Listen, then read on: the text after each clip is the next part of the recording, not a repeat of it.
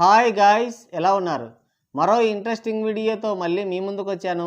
ఈ వీడియో చివరి వరకు చూసి నచ్చితే ఒక లైక్ వేసుకోండి. ఓకే, ఇక వీడియో స్టార్ట్ చేద్దాం. సక్సెస్కి షార్ట్ కట్లు ఉండవమ్మి అని అంటున్నారు మన ట్రేడ్ పండితులు.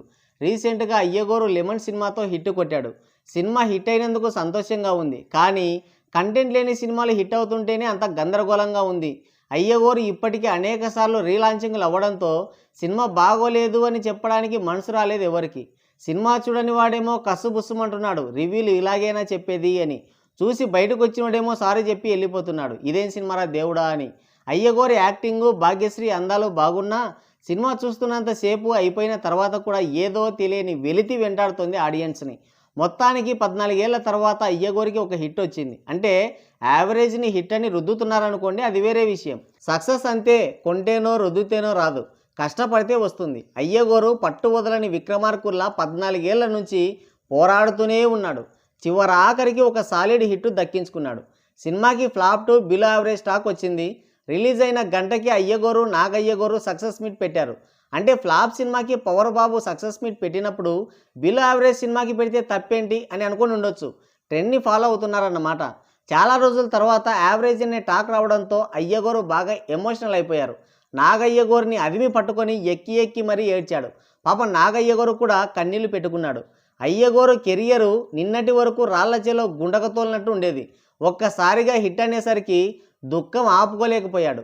అయ్యగోరు ఎమోషనల్ అవ్వడం, నాగయ్యగోరు ప్రౌడ్గా ఫీల్ అవ్వడం కొంచెం రీజనబుల్గానే ఉంది. ఎందుకంటే సినిమాకి అట్టర్ ఫ్లాప్ టాక్ రాలేదు, రివ్యూయర్లని బెదిరించలేదు, పైగా రిలీజ్ అయిన గంటకే సక్సెస్ మీట్ పెట్టి పిఆర్ స్టంట్లు చేసిన సినిమా బ్రేక్ ఈవెన్ వైపు వడివడిగా దూసుకుపోయింది.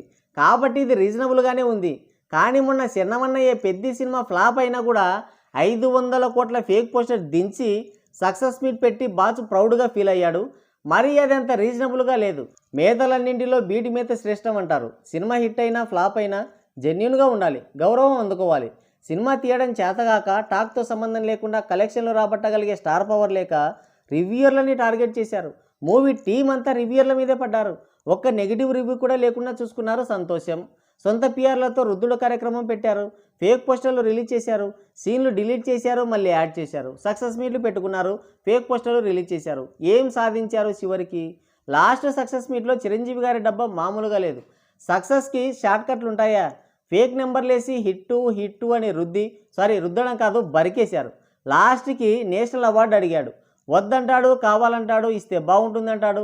లాస్ట్కి నేషనల్ అవార్డ్స్ రావడానికి ఎన్నో దారులు ఉన్నాయి అన్నాడు. నా బిడ్డకి ఏ అవార్డు వద్దు, ప్రజల పొగడ్తలు చాలు అన్నాడు. ఫస్ట్ ఆఫ్ ఆల్ అవార్డు ఎవరిస్తామన్నారు? సెకండ్ వన్ వచ్చేసి ప్రజలు మెచ్చుకుని ఉంటే ఫేక్ పోస్టర్లు వేసుకుని ఫేక్ సక్సెస్ మీట్లు పెట్టుకోవాల్సిన అవసరం ఉండేది కాదేమో. ఒకసారి ఆలోచించండి. ఇదే లెనిన్ సినిమాకి రివ్యూలు గొప్పగా రాలేదు, కానీ జనం మెచ్చుకున్నారు. దాని రిజల్ట్ కూడా మన కళ్ళకు కనిపిస్తోంది. కానీ పెద్ద సినిమాని మనం ఎంత రుద్దినా జనం అసలు పట్టించుకోలేదు. మనమే డబ్బా కొట్టుకొని హిట్ అని సరిపెట్టుకున్నాం. మొత్తం ఇప్పి చూస్తే 30 కోట్లు బొక్క. So both are not same. Flops వస్తున్నా పట్టు వదలకుండా కష్టపడి హిట్ కొట్టిన అయ్యగోరిని చూసి నాగయ్యగోరు ప్రౌడ్గా ఫీల్ అవ్వడం, సక్సెస్కి షార్ట్ కట్లు వెతుక్కున్న చిన్నమన్నయ్యని చూసి బాజు ప్రౌడ్గా ఫీల్ అవ్వడం రెండు ఒకటి కాదు అని కుండ బద్దలు కొట్టి మరీ చెప్తున్నారు మన ట్రేడ్ పండితులు. మరి మీరేమంటారు? కింద కామెంట్ చేయండి. సో గాయ్స్, ఇది వీడియో. మరో ఇంట్రెస్టింగ్ వీడియోతో మళ్ళీ కలుద్దాం. Thank you, take care, bye bye.